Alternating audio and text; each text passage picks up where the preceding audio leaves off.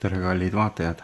Täna sooviks näidata teile jällegi ühte hästi lihtsat, kuid kindlasti maailmas enim kasutuses oleva rahatalismani valmistamist. Õigemini põhimõtteliselt sama talismani, kuid selle kaks eri versiooni. Alustamiseks vajame Ameerika Ühendriikide $1 rahatähte ja oma rahakotti. Voldime enda poole $1 kupüüri pooleks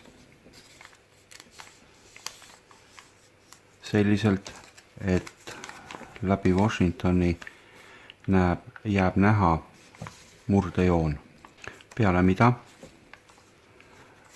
võtame vasaku nurga ja jällegi enda poole voldime vasaku ülenurga siia tekkinud teljejoonele.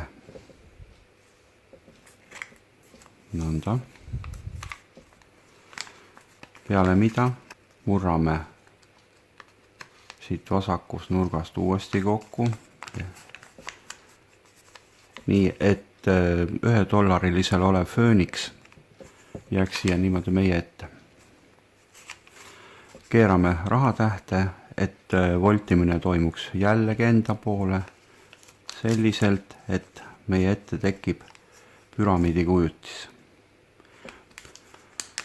Peale mida murrame alles jäänud nurga siia taha ja asetame ta siia tekkinud kotikesse. Selliselt.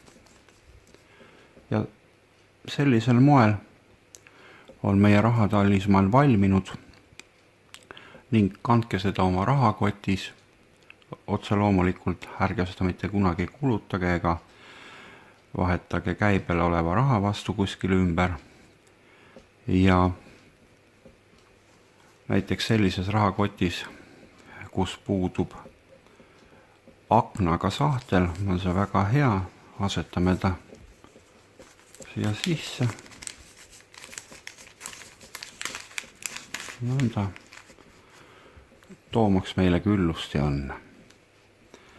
Kui aga te kasutate sellist rahakotti, kus on siis aknaga sahtel, siis selles võib kasutada ka sellist rahatalismani.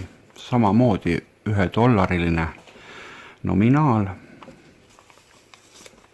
Murrame püramiidi ümber oleva ringi äärest selliselt.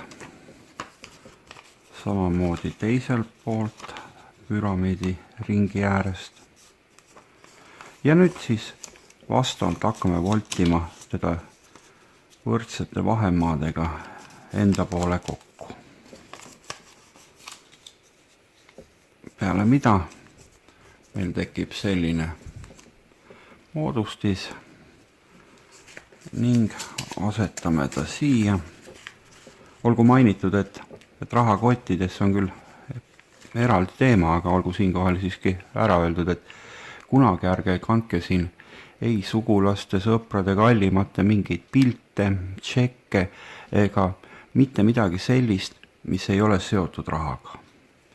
Ainuke, mida siin sellises sahtlis kanda võite enesega, on ka siis pangakaardid, äärmisel juhul kliendikaardid, kuid soovitan kasutada sellist rahatalismani. Selline video siis täna ja tänan tähelepanu eest. Kui meeldis, laikige ja tellige mu kanalit. Kena jätku!